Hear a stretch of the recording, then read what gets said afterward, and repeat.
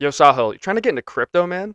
Yeah, you're talking like Bitcoin, Dogecoin, Ethereum? Dude, there's this crazy new company, Yeah. FTX. Everyone's talking about it. Tom Brady, the Warriors, Larry David. Dude, you got to put all your money into it. Dude, like, they got a lot of money. It's like billions of dollars. I don't know if I got that. Dude, it's worth $24 billion. Are you sure? I think so, yeah. Yeah, let me check on that really quick. Yeah, I'm seeing it's worth about $0. I got to check my balance. One sec.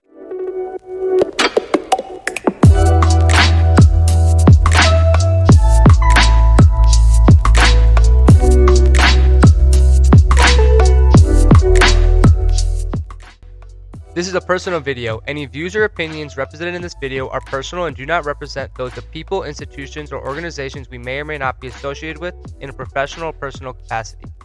The views expressed are for entertainment purposes only and not to be misinterpreted as actionable investment advice. All right, guys, welcome back to Uninvested. My name is Sahil Seth, I'm Crockett Calloway. and today we're going to be talking about FTX. If you have a Twitter, you've probably seen at least one post about it. This is this crypto company that's gone absolutely crazy. All of the news, losing lots of people a lot of money. Crockett, why don't you give us a little bit of background? I'll give a little bit of background. Real quick, just want to shout out all you Spotify, Apple Podcasts, and YouTube watchers. We love you guys as always. Please make sure to keep up to date with our Instagram at un.invested.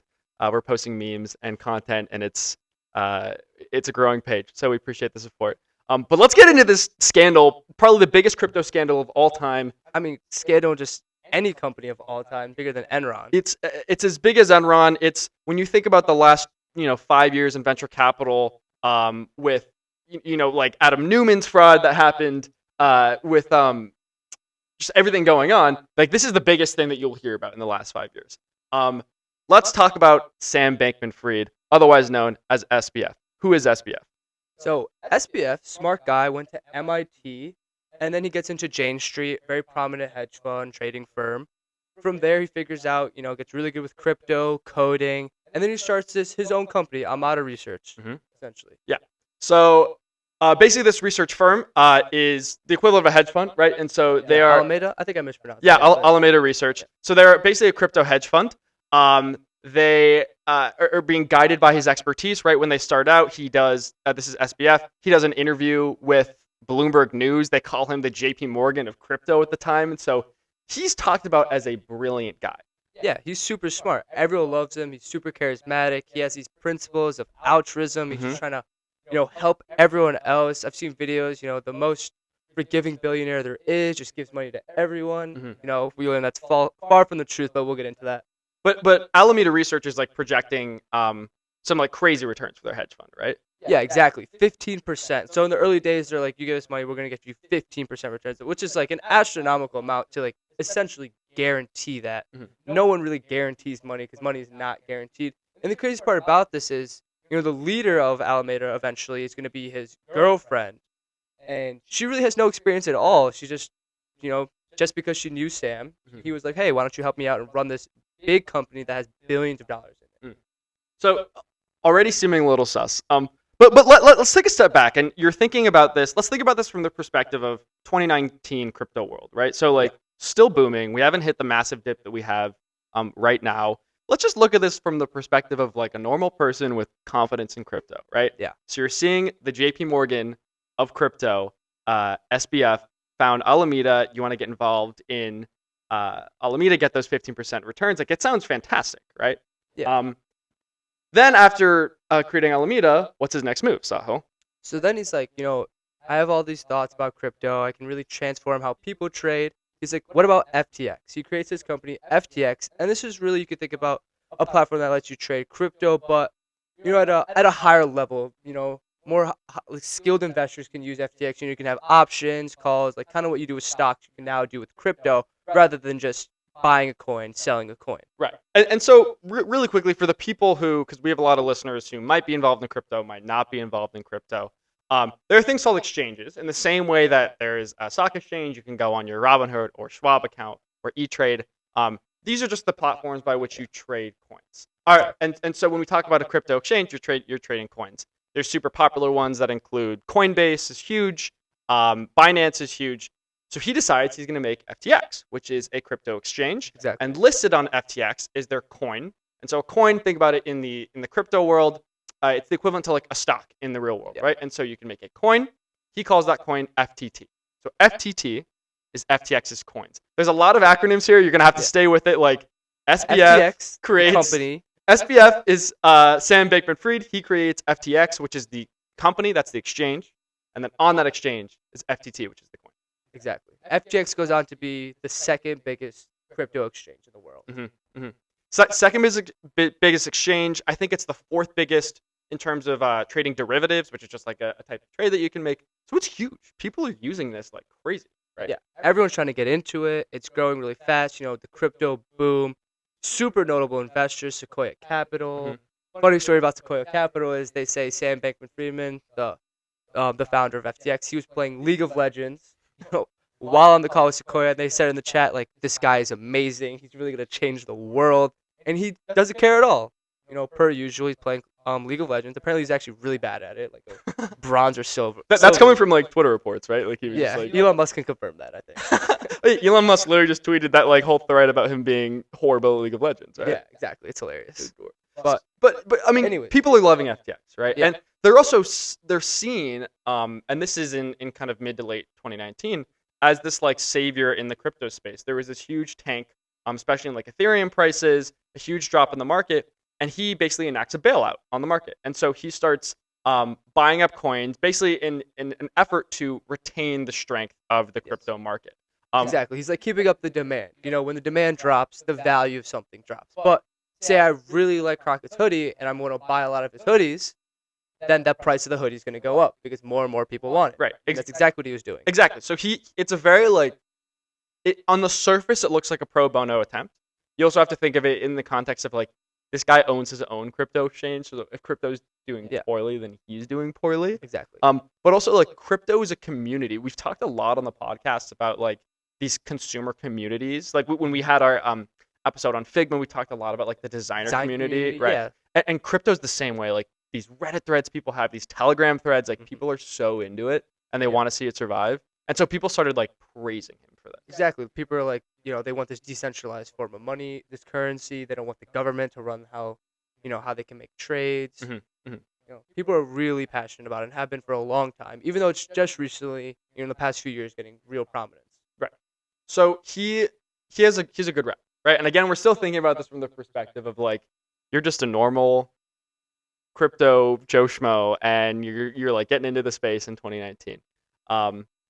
There are reports at this time that they start making some unusual spending decisions. What are some of those decisions, Sahil?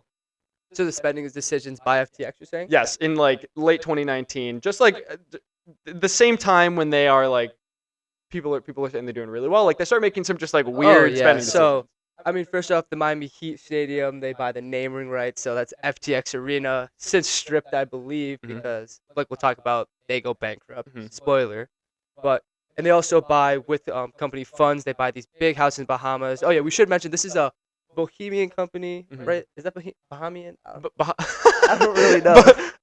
It's definitely not. It's Bahamas based. It's definitely not a Bohemian company.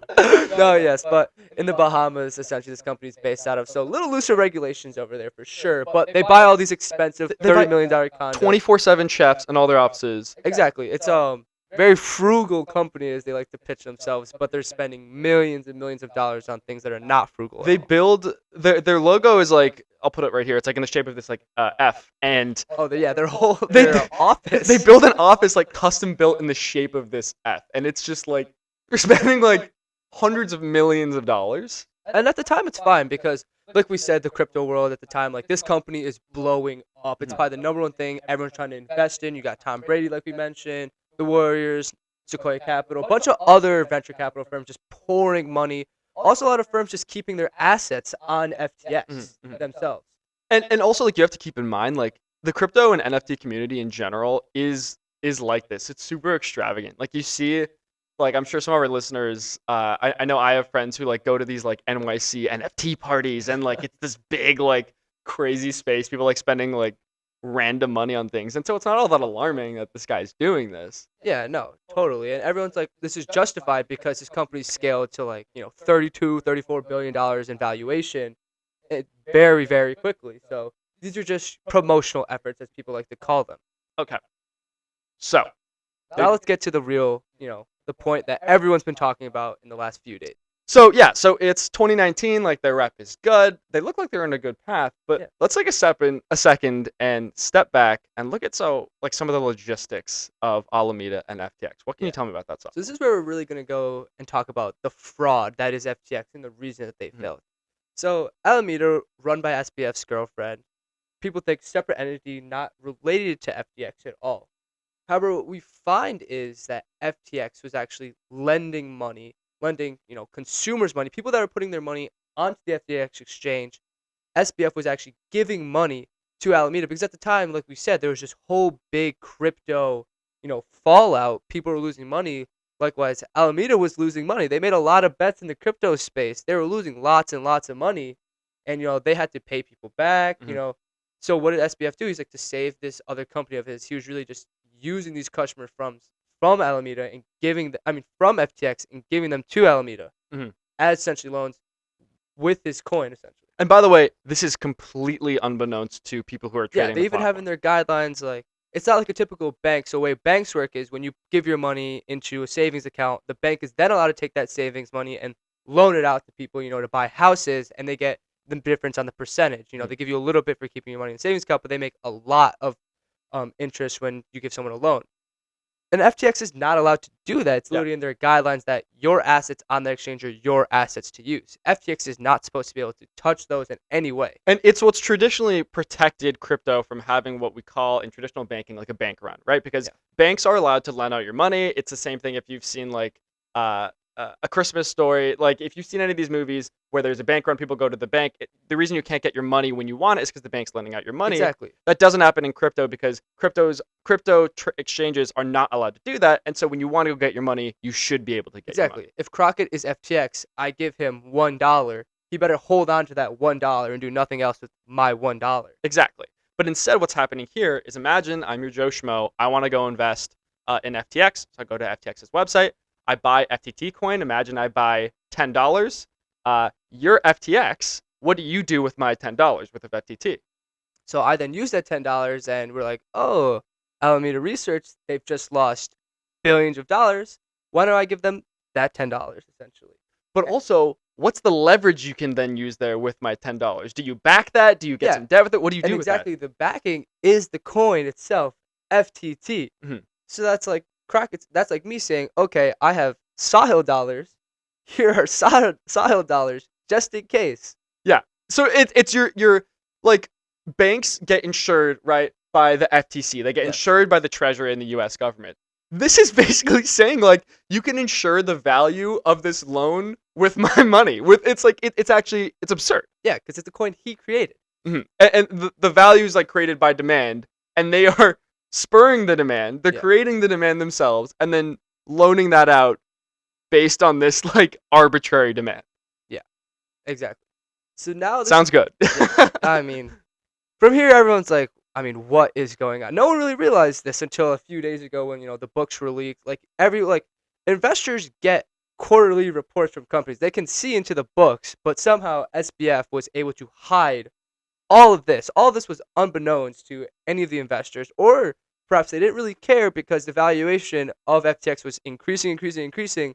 Thus, the money they put in was getting a higher and higher return. Exactly. So it's twofold. It's the investor world really messed up. They don't really care about these type of things, and there was just a lack of judgment and a lack of care to really dive deep. Or was FBF being super criminal and just cleaning his books, as people like to say, hiding all of these transactions because he gave $4 billion to Alameda in FTT. So at this point, by the way, this isn't known yet to the public, right? Yes. People are not talking about this. But you mentioned this concept that like investors get their quarterly reports all the time. Of course, there's like things leaked and posted about companies all the time. After this starts going on, they start lending out this money. A Coinbase article comes out. And this Coinbase article, Coinbase again is this crypto exchange. It's one of their competitors that we discussed a couple minutes ago. A Coinbase article comes out suggesting that their assets are not what they seem. What does the article suggest, Sahil? So they're just saying, I think they basically say they're insolvent here. Like they can't pay back, like we said, 1-to-1 to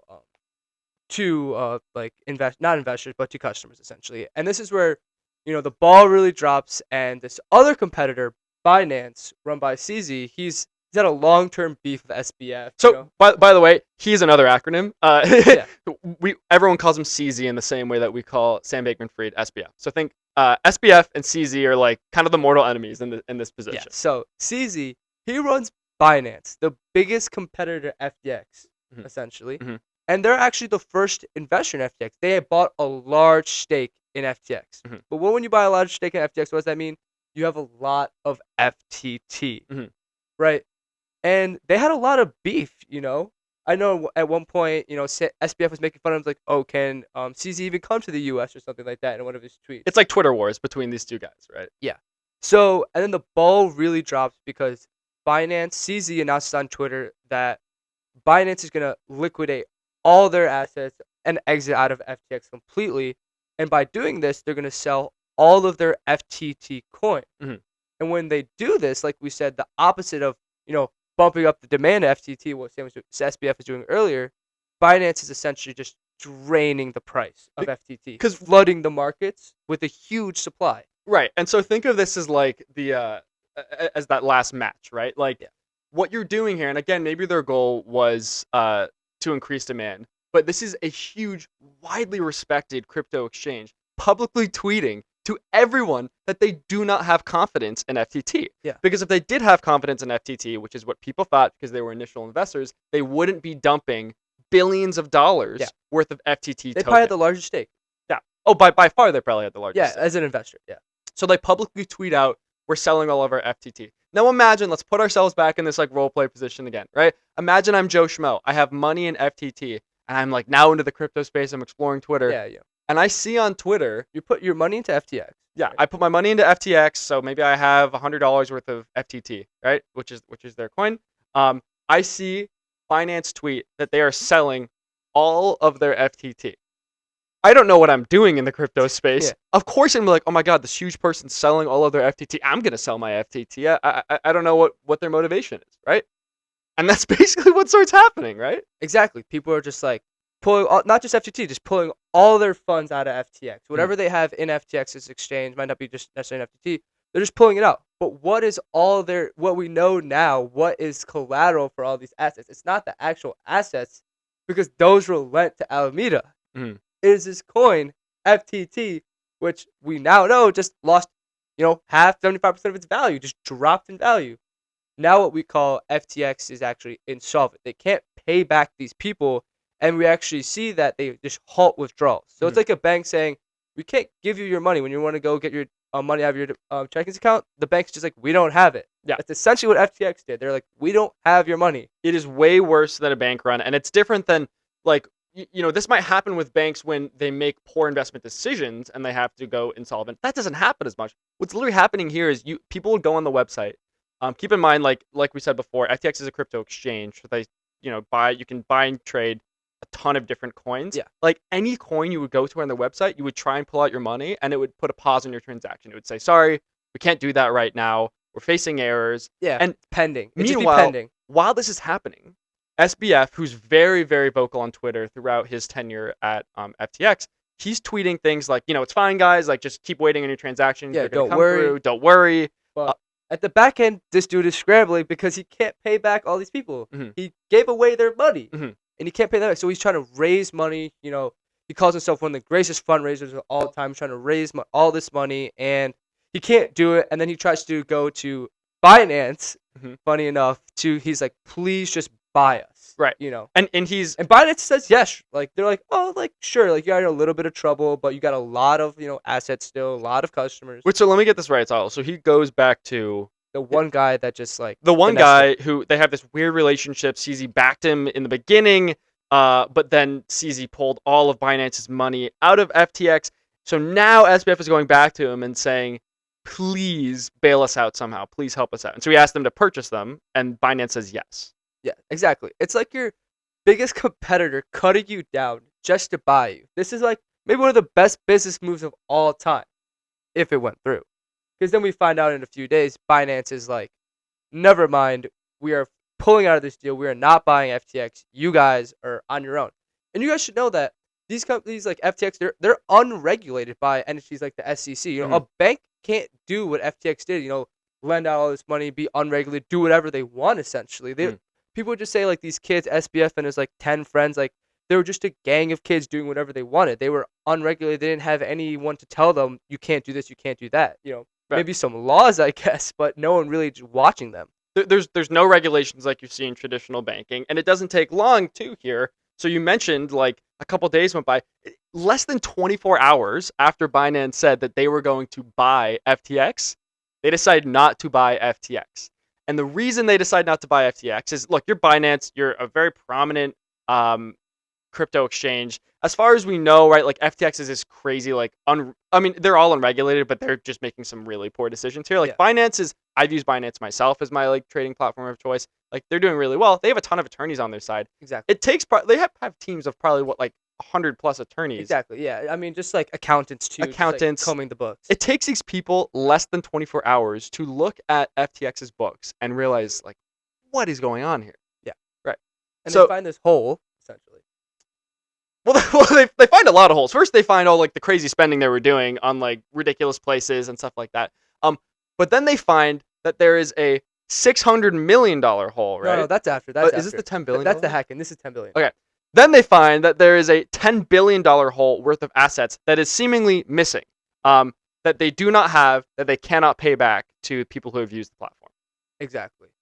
And so once Binance pulls out, this is now when FTX actually pulls out and stops all withdrawals. You know, beforehand they were like slowing the transactions, but now completely they're just like stopping all withdrawals. If you have money in FTX, you cannot get it out, right?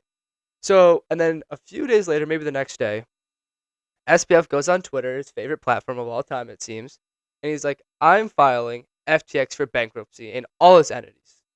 FTX is related to over 100 entities. So what happens if you are related and back tons of assets, tons of coins that other people are investing in, and then suddenly the parent company says, yeah, we don't have any money. What happens to all those assets? Yeah, they just lose all their value, essentially. This is why we said in the beginning of the podcast, FTX's value went to zeros of dollars. So not only from $24 billion to $0. Over 20, their valuation is like $34 billion almost. And this, by the way, started happening on November 6th. And so this is, you know, less than 2 weeks ago? Less than 2 weeks ago. Exactly. It's crazy how fast everyone has reacted to this. But now, not just consumers, people using FTX have lost their money. Now every investor that ever put money into FTX also is losing money. So now you have, this is where Sequoia Capital just recently sent a letter to all their investors that they're writing off like $210 million. That's going $210 million to $0. But what's worse, you think about it, like these firms, they probably wrote off FTX as a win. They're like, oh, FTX is worth billions of dollars. We put in like a few million, now it's worth a few billion. Like this is a big W for our fund. And now that just went from a few billion to zero. But the unfortunate thing too that's happening on the fundraising process is that, Alameda and FTX for that matter went through a ton of fundraising rounds. And while this is happening, there's so much investor hype that companies are seeing major companies, or VC firms are seeing major VC firms like Sequoia invest, and they think, wow, Sequoia's done their due diligence. Exactly. This firm has done everything they can. I'm not even going to do as much due diligence. Exactly. I'm just going to put money in. I trust this one firm that gave money to a dude playing League of Legends. Right. Unbeknownst to all of them, they're like, okay, take all my money that you can because this is a good deal. Like, when it comes to venture, growth is king. And no one was growing faster than the crypto world. And no one was growing faster in the crypto world than FTX. Right. And so you have like firm 1 being like, oh, firm 2 put money in because of firm 3, because of firm 4, because of firm 5. Great. And so you get this waterfall of firms losing money. Right. And so it's not just like everyone's losing money here. It's FTX. It's hundreds of millions of people who are using FTX. Single people, but not just single people. So we think about, we have the investors, all the venture firms, everyone that invested, Tom Brady and alike, probably going to lose like $600 million, put his whole fortune into it. We have the investors losing money. We have like, people like me and Crockett that just, regularly were to use FTX. And then we also have all the companies that just kept their assets on FTX, using it almost like a bank account. So, okay, so we find that they have $10 billion in lost assets. Doesn't even then end there, right? Doesn't end there. So a few days after they go bankruptcy, we get the news that FTX is hacked. $600 million. The remaining money they had on their accounts gone. And part of when you have bank accounts are extremely hard to hack because you have a smart network. Crypto is easier sometimes, but what's so difficult about this hack is that this person takes, some people are saying it's 450 plus, some people are saying $600 million, whatever, it's the remaining account balance. Whoever this hacker is starts transferring this between millions of coins. Exactly. It starts going through the blockchain. Essentially, at this point, it's untraceable. They haven't identified who has this wallet yet. My guess is that they're never going to find out who has this. Yeah, and they say it's like it was like by a backdoor, so a senior executive had to get it. I mean, maybe it's like SBF himself. Maybe this is why this guy's not swinging at all, because they say he has an actually negative net worth because all his companies just went bankrupt and he is personal bankrupt. Hold on. What's this backdoor you're talking about here? So the thing about FTX is like their code essentially, a bunch of executives claim that really FTX and about maybe like a handful of other people are the only ones that saw the code, and essentially, backdoor into these funds where you can just move funds really anywhere you really want without people having noticed too much. So it's a way to move funds without it going on the books. Yeah, exactly. It's just fraud. Yeah, it's just straight fraud. I mean, there's just fraud on top of fraud on top of fraud. SBF fully, he's a criminal. Millions of people have lost billions and billions of dollars while this is happening. This guy took bets. Because the funny thing is, if FTT and like the crypto world never took a crash, none of this would have never been exposed because FTX would have had enough money to back everyone that put money into them. Yep. However, when it came down to CZ, founder of Binance, he really exposed them by dumping the coin and really seeing that these were doing these malicious acts. I mean, he did his duty. CD completely did his like public duty, just like people who are investing in this. And the funniest part is the part where I just said, SBF actually agreed to when he talked to a Vox journalist through Twitter DMs. Like I said, he loves Twitter, and he had no remorse. He was like, "This is the game we play." Talks about how all his ethics, everything, all the PR is just a front, so people like him. And when asked about like the people losing all their money, I think he said the exact quote was, "Sometimes life just creeps up on you." Yeah. Like this dude does not care. He does not care, and he's like, he still thinks he could like save FT. He's gonna like raise money. He's the best fundraiser of all time. He's gonna get money. He's gonna fulfill all these. He's gonna fill the hole just with other people's money. He basically, like, if he were to do that, he has to raise over $10 billion in 2 weeks. Yeah, I mean. It's not even that, like, this guy. We shouldn't be focusing on the fact that that's like an undoable feat. It's the fact that he has to do that feat in the first place because he defrauded people. Yeah, right? Exactly. And he's probably gonna go to jail. I know the U.S. government's trying to bring him in for questioning. This dude, everyone he worked with, his girlfriend to it, Alameda, like they should both go to jail because what it comes down to, they were using other people's money when they should not have even touched it. So he's ousted. It's been said on Twitter by executives that like while this is happening, so in the last 2 weeks, like they basically like isolated him from the company because they had such little faith in him. Exactly. Like they wanted him to go completely on his own because they just did not trust the guy at all. Yeah, he kept tweeting. Like, he kept tweeting. At one point, he tweets out individually all the letters to what happened because like it's terrible. People lose their livelihood. Yeah, this dude's like a narcissist. He just clearly does not care. He was just taking risks that he shouldn't have taken and had no remorse. But also, like, you watch videos of him and he seems kind of robotic too, dude. Like, he seems like he just has no remorse. I don't know. In the interviews he did, literally in the interview with Bloomberg, we talked about in the beginning, like, he just seems like a robot. Whatever. He leaves the company, or he gets replaced by a new CEO. Who's the new CEO? So the new CEO, funny enough, is you guys ever heard of Enron, which is probably, let's call it the second biggest scandal. One of the biggest scandals by corporation. They were basically cooking their books, just like lying on their books. So by their books, I mean just like all their financials and all their metrics. They're just lying. And the guy that took over that bankruptcy scandal, he's come in and now is leading FTX and has said he has never seen anything like FTX. So the one guy in the world that has seen probably one of the worst scandals is now saying this is not even comparable, which is crazy. The saddest thing to me here, Sahil, is just that crypto already. And so kind of now we're moving ourselves from like the details of the situation because it's still developing, right? We might do a follow-up episode. I know there's definitely going to be more information coming out, especially as the court cases go on. Definitely. But I mean, at this point, if you've listened up to here, you know everything that's happened with the FTX scandal. You can go talk about it with whoever. But stepping back from that for a second, I think what kind of like irks me about this the most is just the level of doubt that the shadow of doubt that this casts on crypto already, because people are already so concerned that crypto is this field that like I mean, it is unregulated, but that has such a negative connotation. Exactly. I mean, people are scared. First off, like I don't really like me personally. I'm not in any crypto just because I'm just not knowledgeable enough on it. And now you add this connotation of fraud, criminal behavior. Anyone can do this, right? Yeah. It's terrifying, and it's upsetting too because right, like blockchain technology and the way it incorporates into NFT technology, build trust. it's supposed to build trust. It's supposed to build like accountability behind transaction processes. NFT technology at its core has like so many applications into like the broader like world, as far as like the arts go.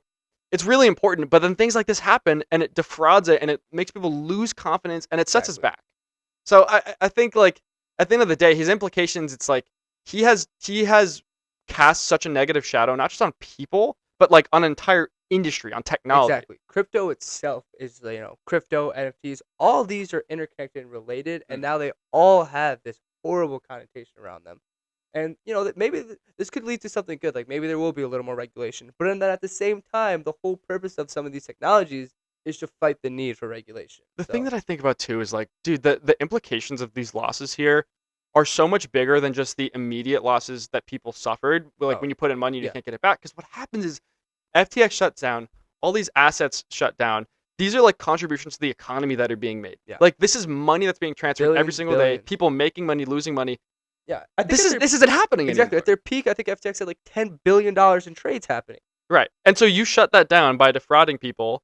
You are basically like you're creating a stall period. No one's going to use FTX. So many less people are using crypto. All you're doing is like detracting from an industry, making people lose money over the long term. I can't even imagine what settlements are going to look like in this suit. I don't even know who's going to back them. I don't even know who's going to get that. Where's the money coming from? Because it's not backed by the government, so it's gone. Yeah, it's ridiculous. Yeah, I don't know, but. I don't let her how do we end it on a high note from there is the real question. I don't really know, but we'll definitely keep you guys updated when I'm sure there's going to be new news. We'll definitely do a part 2. Excited to keep up with it. But, for any updates on crypto, we'll definitely be following the story. Follow us on un.invested on Instagram. Thank you guys again. I'm Crockett Calloway. And I'm Sahil Seth. And this is Uninvested. Thank you.